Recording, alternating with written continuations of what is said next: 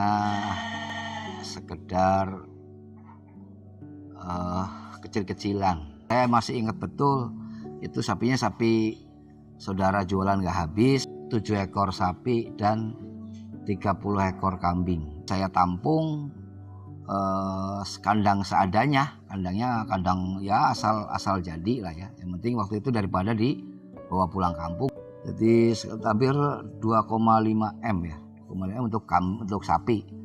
Manusia itu hanya berusaha, terlebihnya hanya milik Allah yang bisa menentukan apa yang kita niatkan.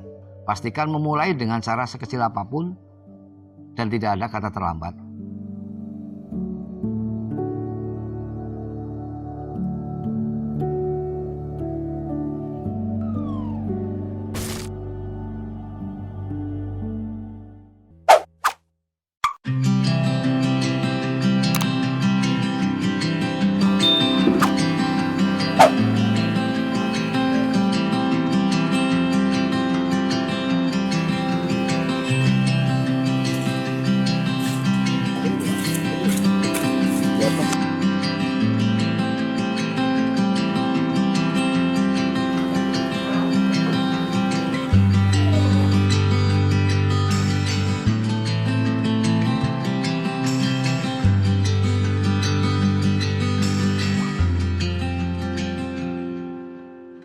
Perkenalkan, saya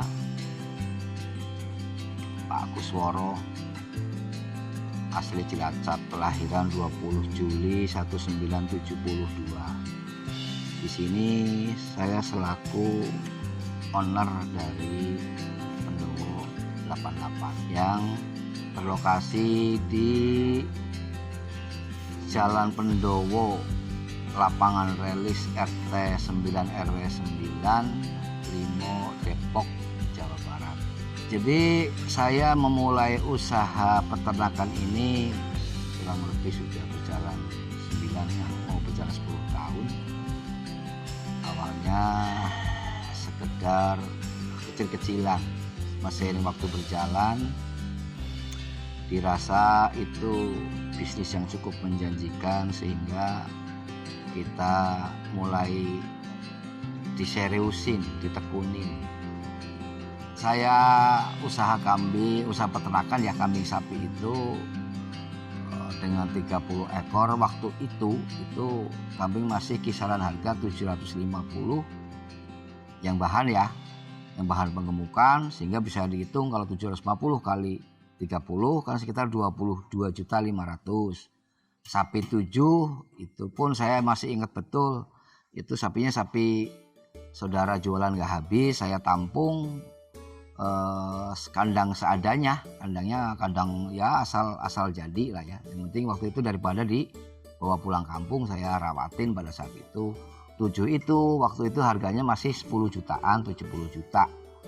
Kalau plus kambing ya taruh dah itu 92.500.000 itu awal cerita. Itu pun tidak sengaja tidak sengaja beli karena kaitannya daripada dibawa ke Jawa saya urusin pada saat itu. Jujur saya tidak punya pendidikan di bidang sapi ataupun hewan. Hanya karena otodidak, belajar dari rekan, pengalaman, bertanya ke tempat-tempat orang yang saya anggap sudah senior, sudah mapan, sehingga sampai hari ini alhamdulillah masih eksis dan cukup berkembang. Dan tentunya atas izin Allah juga, bahwa manusia itu hanya berusaha, terlebihnya hanya milik Allah yang bisa menentukan apa yang kita niatkan. Pegawai saya 6 orang dan saya kasih mes tempat tinggal untuk yang pada nggak punya keluarga di sini. Pengalaman awal mulain 7 ekor sapi dan 30 ekor kambing itu yang memulai awal.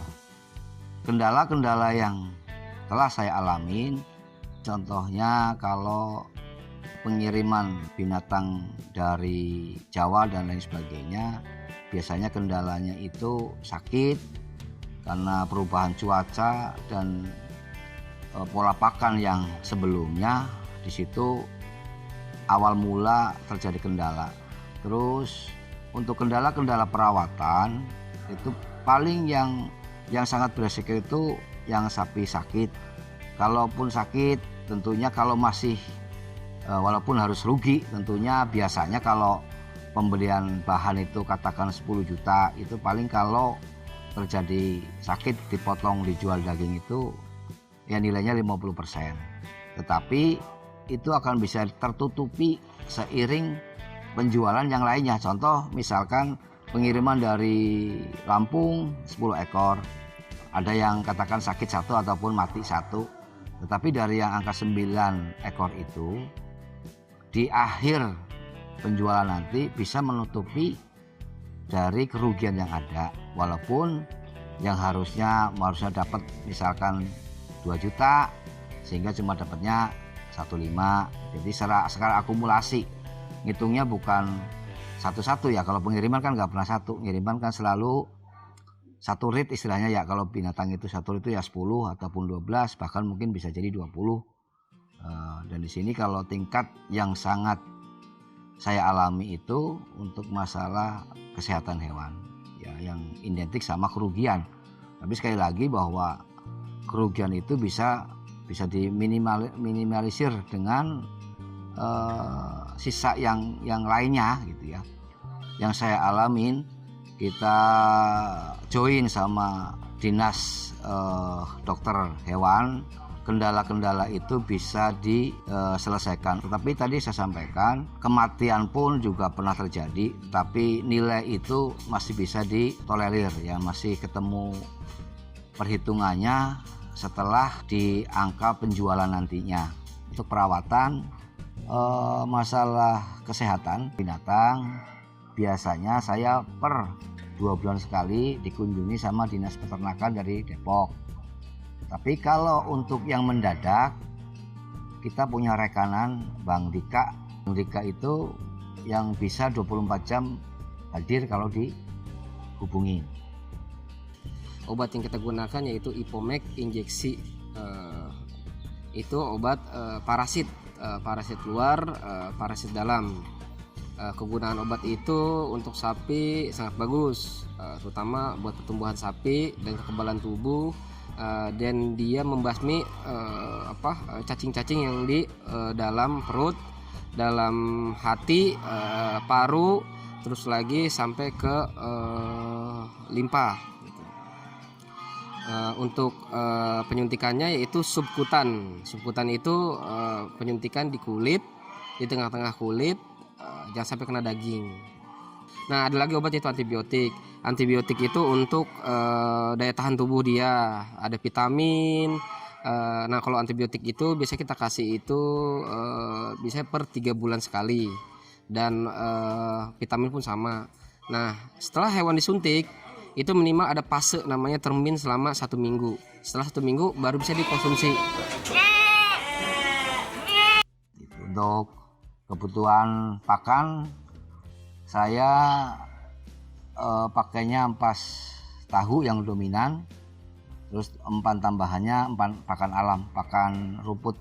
Kalau setelah nanti kurang 3 bulan baru kita tambahkan konsentrat untuk penggemukannya. Untuk pemilihan bahan itu juga tidak asal, baik kambing maupun sapi, karena dan di sini tentunya kalau untuk masalah bahan sapi bisa bertanya langsung ke Pendowa 88, nanti bisa juga kita kasih tahu. Kalaupun mau ya sharing, silahkan saja, untuk kita saling tukar pikiran, tukar ilmu. Yang pasti memang tidak kalah penting untuk beli bahan itu, memulainya memang sangat vital. Kalau kita salah-salah nantinya tidak sesuai harapan. Dan di sini kalau kita menyampaikan ya jauh lebih baik, mungkin telepon juga bisa, nanti saya kasih nomor HP di bawahnya. Kalaupun syukur-syukur mau berkunjung ke sini, itu malah lebih enak, bisa ngeliat langsung. Di sekarang ini karena juga saya kecuali penggemukan juga ada breeding, terutama breeding di kambing, sehingga juga sangat membantu hasil daripada breeding itu sendiri. Dan untuk sapi memang saya khususnya hanya buat di penggemukan. Yang sekarang ini alhamdulillah kandang itu kalau full itu 150 ekor untuk lokasi kandang saya. Tapi karena saat sekarang ini baru penjualan Lebaran Haji, memang belum seberapa banyak, baru mulai ngisi baru lagi. Nanti setelah kurang 5 bulan baru kita isi penuh untuk khususnya di sasarannya itu di penjualan di Lebaran Haji.